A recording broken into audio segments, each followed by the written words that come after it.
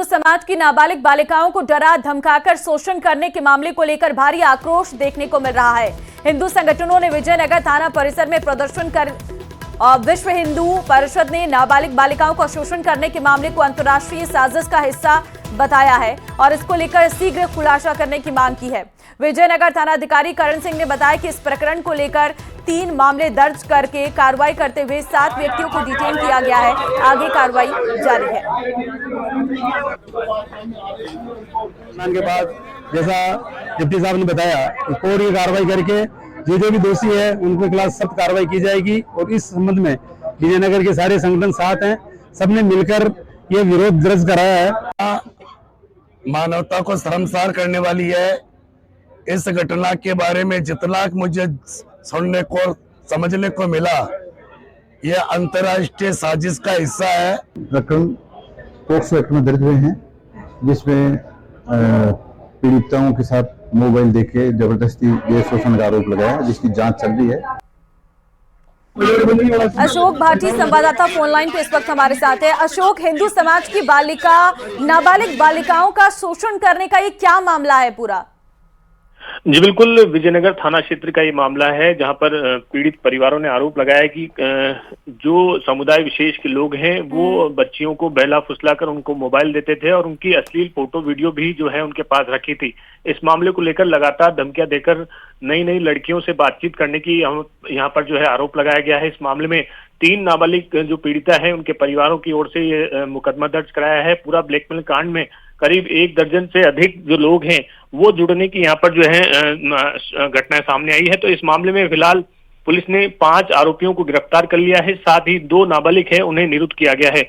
इनसे पूछताछ की जा रही है। नाबालिग जो परिवार है उनसे जो है बयान दर्ज करके इस मामले में अग्रिम जो अनुसंधान है वो किया जा रहा है। साथ ही इस मामले में जो क्षेत्रवासी है, जो हिंदू संगठन है, उनकी ओर से पूरे घटनाक्रम को लेकर जांच पड़ताल करते हुए पूरे गिरोह का खुलासा करने की यहाँ पर मांग की जा रही है, जिसे लेकर कल घेराव भी किया था और आज भी रणनीति बनाई जा रही है कि इस मामले में किस तरह से जो बदमाश है, जो गिरोह है, उसका जो है खुलासा किया जा सके और पुलिस पर किस तरह से दबाव बनाया जा सके। तो पुलिस भी लगातार कार्रवाई कर रही है। फिलहाल जो है 5 लोगों को यहाँ पर जो है गिरफ्तार किया है, 2 नाबालिग को डिटेन किया है, लेकिन इसमें और भी कई लोगों के होने की आशंका जो है क्षेत्रवासियों की ओर से जताई जा रही है। कौन कौन इसमें लिप्त है? ठीक है अशोक, बहुत धन्यवाद आपका फिलहाल तमाम जानकारी देने के लिए। और अब आपको जयपुर से बड़ी खबर देंगे जहां पर पीडब्ल्यूडी के एक्सईएन दीपक मित्तल के ठिकानों पर एसीबी सर्च से जुड़ी बड़ी अपडेट है कि आज गंगापुर सिटी में 2 बैंक लॉकर खुलवाएगी एसीबी के डीएसपी अभिषेक पारिक जाएंगे गंगापुर सिटी। एसीबी के छापेमारी में 3 बैंक लॉकर की जानकारी सामने आई थी।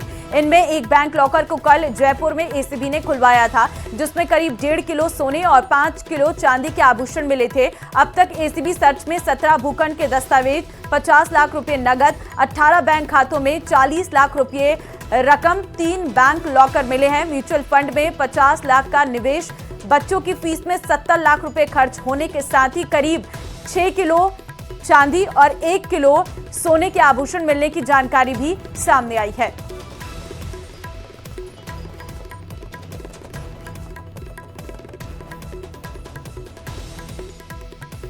और अब खबर जैसलमेर से बड़ी आपको देंगे जहां पर 2 तहसीलदारों को 15 लाख की रिश्वत लेते ट्रैप का मामला आया है सामने। आज दोनों भ्रष्ट तहसीलदारों को जोधपुर एसीबी कोर्ट में पेश करेंगे। कल भड़ियाना और फतेहगढ़ तहसीलदार को किया था गिरफ्तार। जमीन की रजिस्ट्री और नामांतरण खुलवाने को लेकर मांगे थे 60 लाख रुपए।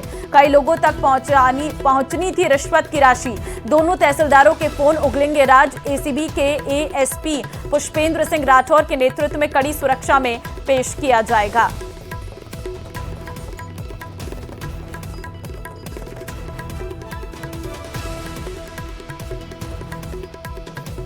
कभी सोचा है 1500-3000 रुपए का आने वाला बिल अगर 29 करोड़ आ जाए तो ग्राहक पर भला क्या गुजरेगी? आप कहेंगे ऐसा कौन करता है, लेकिन जोधपुर डिस्कॉम वो सब करता है जो किस्से कहानियों में भी सुनाई नहीं देता है। बीकानेर से एक ऐसी ही परेशान करने वाली खबर आई है, देखिए रिपोर्ट।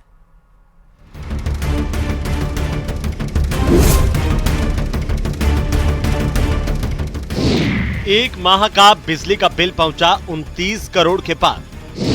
ग्राहक को 440 वोल्ट का झटका लगा जोरदार।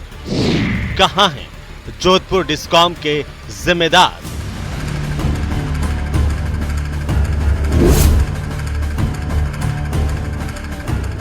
यही वो घर है जिसकी तरफ ना चाहते हुए भी राहगीरों की नजरें उठ जाती हैं। बीकानेर के नोखा में स्थित ये घर इन दिनों सोशल मीडिया पर छाया हुआ है। लोग जानना चाहते हैं कि आखिर इस घर में ऐसा क्या है जो इसे 1 महीने का बिजली का बिल 29 करोड़ रुपए थमा दिया गया।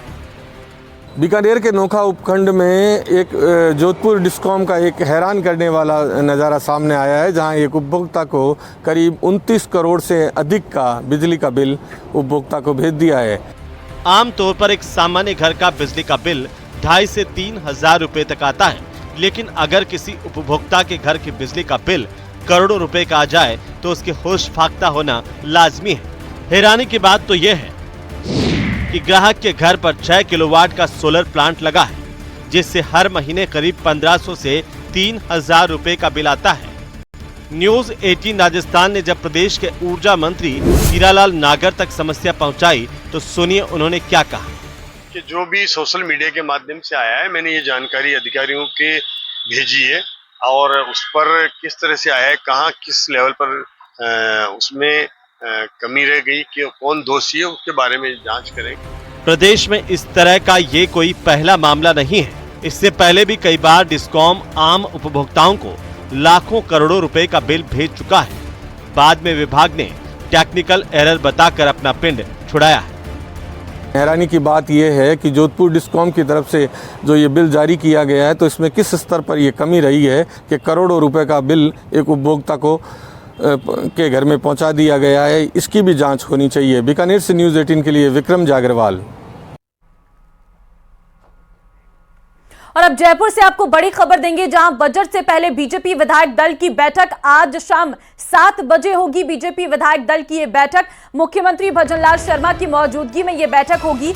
CMR में होगी बीजेपी विधायक दल की बैठक में बजट सत्र को लेकर बनाई जाएगी रणनीति। सीएम की तरफ से विधायकों को दिया जाएगा रात्रि भोज और सीएम बीजेपी प्रदेश अध्यक्ष मदन राठौर प्रमुख पार्टी पदाधिकारी भी इसमें मौजूद रहने वाले हैं।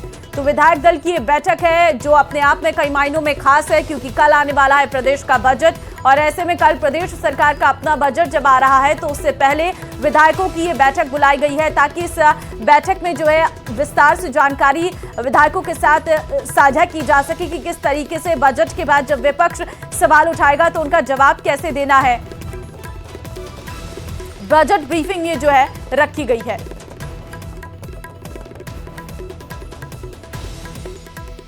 कल प्रदेश सरकार अपना बजट पेश करने जा रही है। इस बजट से प्रदेश की जनता को खासी उम्मीदें हैं। ऊर्जा के क्षेत्र में क्या क्या सौगात प्रदेश की जनता को मिल सकती है, इसको ऊर्जा मंत्री हीरालाल नागर से खास बातचीत में हमने जाना। सुनिए। सरकार अपना बजट पेश करने जा रही है और इस बजट में प्रदेश को आखिर कितनी उम्मीदें पूरी होने वाली हैं। ऊर्जा मंत्री हीरालाल नागर साहब हमारे साथ में है। महत्वपूर्ण महकमा ऊर्जा, ओवरऑल बात करूं तो साहब क्या इस बजट में फिलहाल प्रदेश की जनता को मिलने वाला है आपके नजरिए? देखिए, बजट के माध्यम से आम जनता को राहत देने का काम हमारी सरकार करेगी और जिस तरह का पहला बजट भजनलाल जी की सरकार ने दिया था, एक ऐतिहासिक बजट था जो राजस्थान के इतिहास में ऐसा पहली सरकार बनती, अगर पहला बजट जिस तरह का आया था वो निश्चित रूप से उसकी जो पूरे राजस्थान में आम जनता ने और मैं कहता हूं कि विपक्ष ने भी सराहना की कि ऐसा बजट अभी तक पहला बजट किसी सरकार ने नहीं दिया। जो बजट अंतिम साल में सरकारें देती थी चुनावी वर्ष में, वैसा बजट पहला था।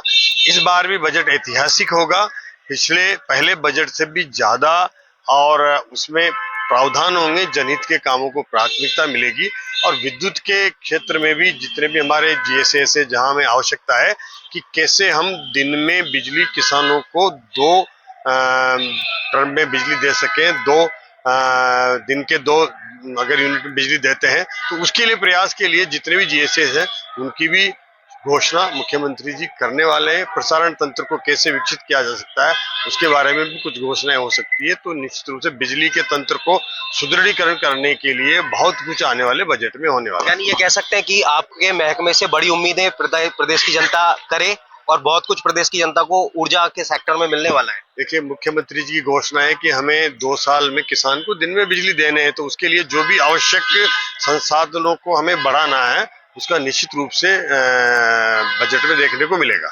बहुत बहुत शुक्रिया। तो ऊर्जा मंत्री हीरालाल नागर साहब बता रहे हैं कि बहुत कुछ जो है वो प्रदेश की जनता को ऊर्जा के सेक्टर में मिलेगा और कई जो हर तबके को ध्यान में रखते हुए भजनलाल सरकार अपना ये बजट पेश करने जा रही है। हिमांशु मित्तल, न्यूज़ 18 कोटा। तो वहीं